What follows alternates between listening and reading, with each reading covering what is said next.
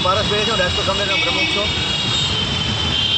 આજરોજ અમે લોકો રાજકોટ મહાનગરપાલિકાની ઓફિસે રજૂઆત કરવા માટે ગયા હતા।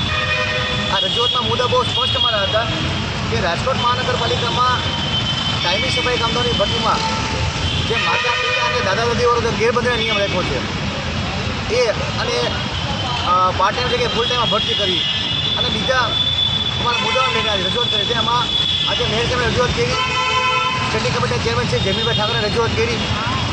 હું તો આજ જાણવા બેઠો છે કે આજે અમારા આગળ રજૂઆત કરવા ગયા હતા, જેમાં મેયર સાહેબ અને સ્ટેન્ડિંગ કમિટીના ચેરમેન સાહેબ દ્વારા પોઝિટિવ જવાબ આપવામાં આવ્યો છે, પણ આ વખતે અમે કોઈની હાટીમાં આવવાના નથી।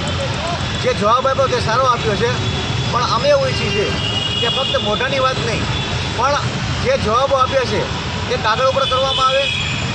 જે રાજકોટ મહાનગરપાલિકામાં ગેરબંધીનો નિયમ બહાર પાડવામાં આવ્યો છે તેને તાત્કાલિક ધોરણે રદ કરવામાં આવે, કારણ કે આ ફક્ત એક વર્ગને ખુશ રાખવાનો પ્રશ્ન છે અને એક વર્ગને ખુશ રાખવા માટે હજારો અનુસૂચિત સમાજના લોકો સાથે અન્યાય થઈ રહ્યો છે।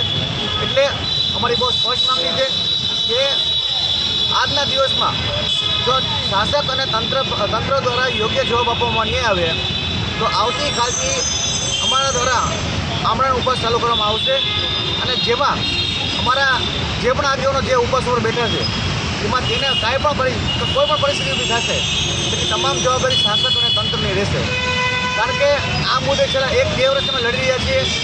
આ 2 વર્ષમાં સમયાંતરે અમારો ખૂબ જ ઉપયોગ કરવામાં આવ્યો છે, અમારો ભોગ હતો, અમારી વેદના અમે ઠાલીને વસ્તુ કહેવા માંગીએ છીએ કે આ મુદ્દો બહુ યોગ્ય મુદ્દો છે।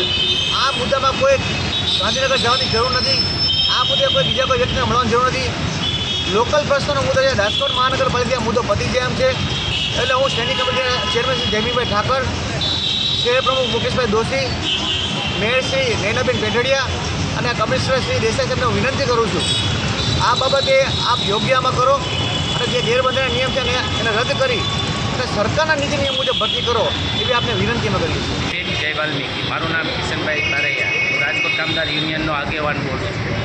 આજે રાજકોટ મહાનગરપાલિકાની અંદર છેલ્લા ઘણા સમયથી 532 જણાની ભરતી સફાઈ કામદારોની ભરતી કરવાનું નક્કી કરેલ છે। તેમાં દાદા દાદી માતા પિતાવાળો ગેરબંધારણીય નિયમ રદ કરવાના વિરોધમાં આજે અમારા 5 જણા પ્રતિક ઉપવાસ ઉપર બેઠેલા છે અને આ 3 દિવસ થયા પણ તંત્રએ કોઈ ધ્યાનમાં લીધેલું નથી અને જો આજ સાંજ સુધીમાં જવાબ નહીં મળે તો અમારા 5 જણા આમરણાંત ઉપવાસ ઉપર ઉતરી જશે।